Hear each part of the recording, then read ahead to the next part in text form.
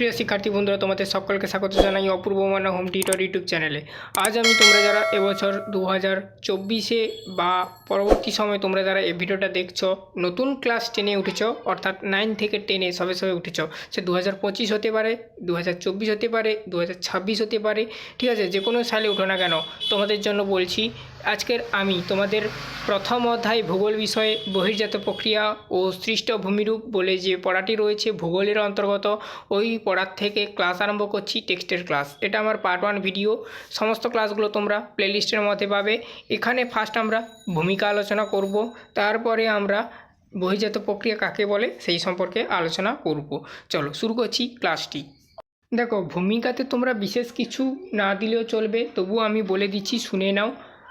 নবম শ্রেণীতে তোমরা পড়েছ পৃথিবীর অভ্যন্তরের যে শক্তিগুলি, সেগুলি কোটি কোটি বছর ধরে কাজ করার কারণে কীভাবে পৃথিবীর বিভিন্ন ভূমিরূপের উত্থান ও নিম্নজন হয়, তার মাধ্যমে বিভিন্ন ভূমিরূপ গঠিত হয়, সেই সম্পর্কে জেনেছো তোমরা। তবে মনে রাখতে হবে, পৃথিবীর ভূমিরূপের বিবর্তন ও পরিবর্তন বহির্জাত শক্তির সমান গুরুত্বপূর্ণ। আসলে বহির্জাত প্রক্রিয়া ও বহির্জাত অন্তর্জাত প্রক্রিয়া ও বহির্জাত প্রক্রিয়া, এই দুটো শক্তি একই সঙ্গে কাজ করে কোটি কোটি বছর ধরে ভূমিরূপের পরিবর্তন ঘটিয়ে চলেছে। এবার অনেকের মনে তোমাদের প্রশ্ন থাকতে পারে, অন্তর্জাত প্রক্রিয়া কী, বহির্জাত প্রক্রিয়া কী, সেগুলোই সম্পর্কে আমরা বিশদ আলোচনা করব, ঠিক আছে, পরবর্তীতে এখনই। তো তারপরে দেখো, পরিবর্তন ঘটিয়েছে এই দুটি শক্তি, তাই আমাদের পৃথিবীর স্থলভাগটা হয়েছে উঁচু নিচু ও এবড়ো খেবড়ো কোথাও কোথাও। এখানে আমরা বহির্জাত প্রক্রিয়া বা এক্সোজেনেটিক প্রসেস সম্পর্কে আগে ফার্স্টে জানবো, তারপর আমরা অন্তর্জাত শক্তি বা অন্তর্জাত প্রক্রিয়াগুলো যেগুলো রয়েছে সেই সম্পর্কে জানবো, ওগুলোকে এন্ডোজেনেটিক প্রসেস বলা হয়।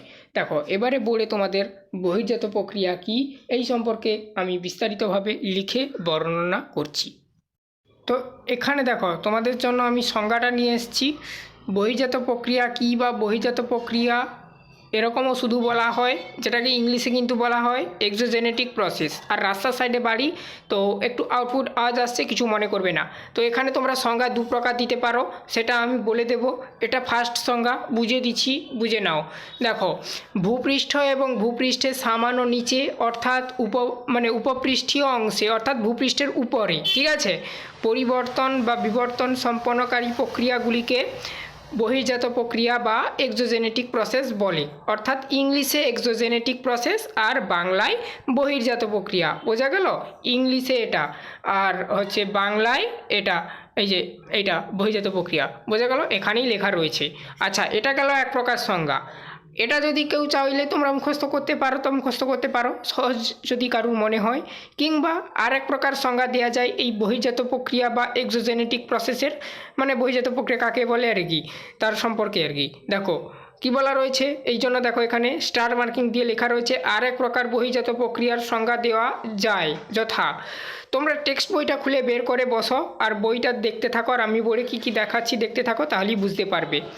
ভূবহিস্থ বা পৃথিবী পৃষ্ঠের বিভিন্ন প্রাকৃতিক শক্তির মাধ্যমে যান্ত্রিক ও রাসায়নিক পদ্ধতিতে ভূপৃষ্ঠের বিবর্তন ও পরিবর্তন হলো বহির্জাত ভূমিরূপ গঠনকারী প্রক্রিয়া।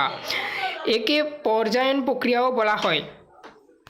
তাহলে এখান থেকে তোমরা আশা করি বুঝতে পারলে। তাহলে কি বলা হলো এখানে, দেখো, ভূপৃষ্ঠ বা পৃথিবী পৃষ্ঠের বিভিন্ন প্রাকৃতিক শক্তির মাধ্যমে যান্ত্রিক ও রাসায়নিক পদ্ধতিতে ভূপৃষ্ঠের যে পরিবর্তন ও বিবর্তন ঘটে, শুধু যে যান্ত্রিক তাই নয়, তার সঙ্গে রাসায়নিক শক্তিও থেকে থাকে, ঠিক আছে। যান্ত্রিক শক্তি থাকে, প্রাকৃতিক শক্তি থাকে, আর রাসায়নিক শক্তি থাকে। মূলত 3 প্রকার শক্তির মাধ্যমেই কিন্তু ভূপৃষ্ঠের উপপৃষ্ঠীয় অংশ, অর্থাৎ ভূপৃষ্ঠের উপরে তো আমরা বসবাস করি, এই উপরের অংশকেই বলা হচ্ছে উপপৃষ্ঠীয় অংশ, এর পরিবর্তন ও বিবর্তন হয়, ঠিক আছে। এটি হলো কিন্তু বহির্জাত ভূমিরূপ গঠনকারী প্রক্রিয়া। তাহলে বহির্জাত প্রক্রিয়াকে কিন্তু আর এক প্রকার বলা হয় বহির্জাত ভূমিরূপ গঠনকারী প্রক্রিয়া, এভাবেও এই নামে ডাকা হয়। এছাড়া আর এক নাম এর রয়েছে, দেখো, পর্যায়ন প্রক্রিয়া, এ নামেও একে ডাকা হয়। এই জন্য বলা রয়েছে একে পর্যায়ন প্রক্রিয়াও বলা হয়। অনেক সময় তোমাদের মাধ্যমিক পরীক্ষায় বলে দেয় যে পর্যায়ন প্রক্রিয়া কাকে বলে, তো তখন তোমাকে এই বহির্জাত প্রক্রিয়ার সংজ্ঞাটাই লিখতে হবে, ঠিক আছে। উদাহরণ দিতে হবে যে যে শক্তিগুলো কাজ করে। আমি এরই ঠিক পরে শক্তির পয়েন্টগুলো আলোচনা করব, ঠিক আছে। দেখতে পাবে কোন কোন শক্তি কাজ করে। তো আসছে, দেখো।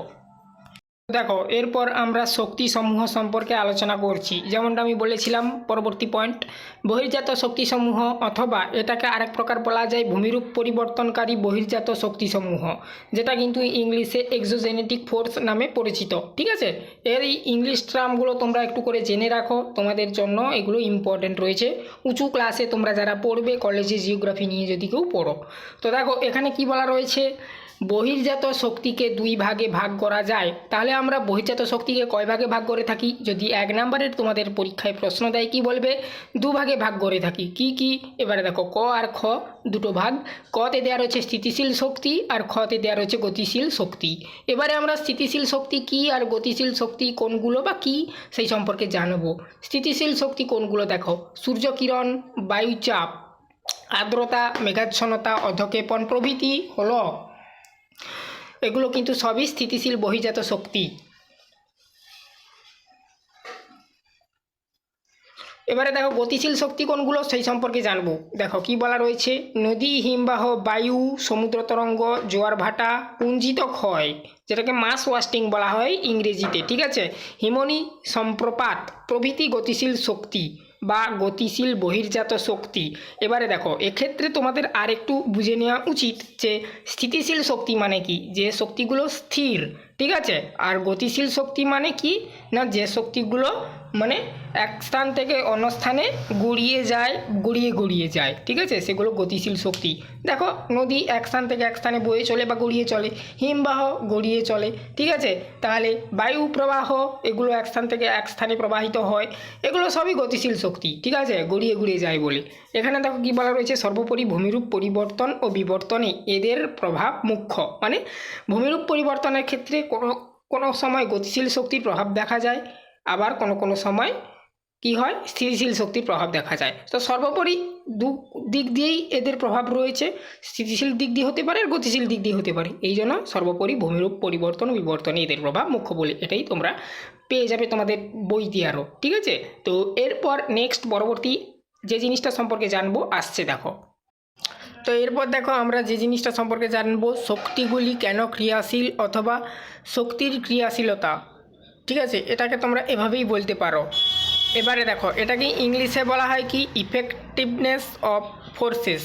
তো দেখো আজকের আমরা এই অবধি ক্লাসটা করব, এই পয়েন্টটা জেনে আমরা এই ক্লাসটা শেষ করব। এটা আমার পার্ট 1 ক্লাস, এরপর পার্ট 2তে আমি এরপর থেকে আবার আলোচনা করব। ঠিক আছে, এই চ্যাপ্টারের সমস্ত ক্লাস তোমরা পাবে টেক্সটের, এগুলো তোমরা টেক্সট বইটা খুলে ভালো করে বাড়িতে তোমরা মনোযোগ সহকারে পড়বে। চ্যানেলে নতুন থাকলে চ্যানেলটাকে সাবস্ক্রাইব করে নেবে। সমস্ত প্রকার টেক্সটের এইরকমই ক্লাস পেতে টেক্সটের অনুশীলনীরও ক্লাস বেরোবে, সমস্ত প্রকার সাজেশান ক্লাস পাবে। তারপর তোমাদের যখন টেস্ট পরীক্ষা হয়ে যাবে নভেম্বরের দিকে, তারপরে তোমরা এবিটিও সলিউশনের ক্লাস পাবে A to Z। ঠিক আছে, তোমাদের সমস্ত বিষয়ের 7টি সাবজেক্টের ক্লাস পাবে আমার চ্যানেলে, আমি এবং আমার টিম মেম্বার দ্বারা। অবশ্যই চ্যানেলটাকে সাবস্ক্রাইব করে নেবে। তো যাই হোক, দেখো পরবর্তীতে বড়াই ফিরে যাচ্ছি। শক্তিগুলি কেন ক্রিয়াশীল, দেখো কি বলা রয়েছে, অন্তর্জাত শক্তির কারণে ভূমির উচ্চতা। আচ্ছা দেখো শক্তিগুলি কেন ক্রিয়াশীল, দেখো কি বলা রয়েছে, অন্তর্জাত শক্তির কারণে ভূমির যে উত্থান বা নিম্নজনের জন্য অভিকর্ষজ বল কার্যকারী হয়। ঠিক আছে, অভিকর্ষজ বলের কার্যকারিতার সাহায্যে গতিশীল বহির্জাত শক্তিগুলি গতিশক্তি অর্থাৎ যেটাকে ইংলিশে বলা হয় কাইনেটিক এনার্জি ক্ষয়, বহন এবং সঞ্চয় করে ভূমিরূপের প্রক্রিয়ার সাহায্যে, আচ্ছা কাইনেটিক এনার্জি যেটাকে ইংলিশে বলা হয়, এর সাহায্যে কী করে, ক্ষয়, বহন এবং সঞ্চয় প্রক্রিয়ার সাহায্যে ভূমির বিবর্তন ও পরিবর্তন ঘটায়। তার জন্যই কিন্তু শক্তিগুলি ক্রিয়াশীল। তাহলে কী হলো, অন্তর্জাত শক্তির কারণে ভূমির উত্থান বা নিম্নজনের জন্য অভিকর্ষজ বল কার্যকারী হয়। এক্ষেত্রে কিন্তু অভিকর্ষজ বলটা কাজ করে, আমাদের মনে রাখতে হবে। অভিকর্ষজ বলে কার্যকারিতার সাহায্যেই গতিশীল বহির্জাত শক্তিগুলি গতিশক্তি অর্থাৎ যেটাকে ইংলিশে বলা হয় কাইনেটিক এনার্জি, সেটা কী করে, ক্ষয় করে, বহন করে এবং সঞ্চয় করে। কি করে এই প্রক্রিয়াগুলির দ্বারা, এই প্রক্রিয়ার সাহায্যে ভূমিরূপের বিবর্তন ও পরিবর্তন ঘটায়, তার জন্যই কিন্তু শক্তিগুলি ক্রিয়াশীল। এই ক্রিয়াশীল বলতে এখানে অভিকর্ষজ শক্তিগুলো ক্ষয় বহন সঞ্চয়ের মাধ্যমে কিন্তু কাজটা করে, সেটাই তোমাদেরকে বোঝানো হয়েছে এই লেখাগুলোর দ্বারা। তো এই ছিল টোটাল তোমাদের এই বিষয়ের আজকের পার্ট 1 ক্লাস। এরপর আমি নেক্সট বহির্জাত প্রক্রিয়ার বৈশিষ্ট্য, বহির্জাত প্রক্রিয়ার গুরুত্ব এই সম্পর্কেও ডিটেলসভাবে পার্ট 2 পার্ট 3 এরকম করে ক্লাস করে দেবো, ঠিক আছে। সমস্ত ক্লাসগুলো তোমরা প্লেলিস্টের মধ্যে পাবে, প্লেলিস্টের লিঙ্ক এই ভিডিও ডেসক্রিপশানে দেওয়া রয়েছে। এছাড়া দেখো আই বটনে লিঙ্ক দেওয়া রয়েছে, ওখানে ক্লিক করলে এই অধ্যায়ের টেক্সটের ক্লাসের মধ্যে তোমরা প্রবেশ করতে পারবে এবং সমস্ত ক্লাসগুলো দেখতে পারবে। চ্যানেলে নতুন থাকলে অবশ্যই চ্যানেলটাকে সাবস্ক্রাইব করে নেবে, বেল আইকন কন্ডিশন ওপেন রাখবে। ভিডিওটা যদি কোথাও বুঝতে অসুবিধা হয় অবশ্যই কমেন্ট করে জানাও কোনখানটায় তোমার বুঝতে অসুবিধা হচ্ছে, আমি রিপ্লাই দেবো, ঠিক আছে, এবং আমার টিম রিপ্লাই দেবে। আর এই ভিডিওটা বন্ধুদের মধ্যে অবশ্যই শেয়ার করবে। আবার বলছি, চ্যানেলে নতুন থাকলে চ্যানেলটাকে সাবস্ক্রাইব করে নিয়ে বেল আইকন কন্ডিশন ওপেন রাখবে। আমি যখনই যে কোনো ক্লাস আপলোড করলে সবার আগে তুমি নোটিফিকেশান পাবে।